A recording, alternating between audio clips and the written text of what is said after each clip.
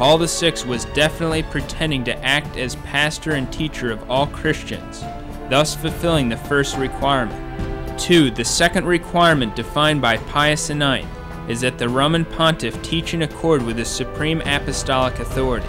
Antipope Paul VI invoked his apostolic authority at the end of every Vatican II document, thus fulfilling the second requirement. 3. The third requirement is that the Roman Pontiff must speak on a point of faith or morals to be believed by the universal Church.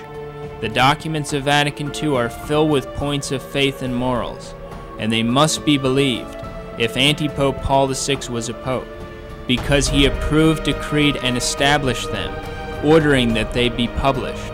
Thus, the third requirement was also fulfilled by Antipope Paul VI. Therefore, if Antipope Paul VI had been a pope, everything in Vatican II dealing with faith or morals was promulgated ex cathedra, including all of its heresies.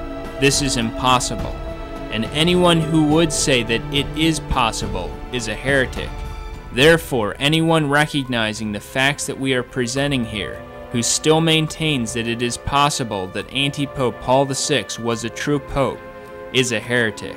Some people will erroneously argue that for a pope to speak ex cathedra, he must condemn the opposing view or set forth penalties for non-observance. This is not true. Nowhere in the definition of Pope Pius IX on papal infallibility does he say that the pope must condemn in order to operate infallibly. There are many examples of infallible definitions where popes don't condemn or set forth any penalties.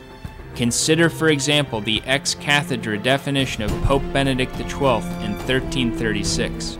Pope Benedict XII, Benedictus Deus, 1336.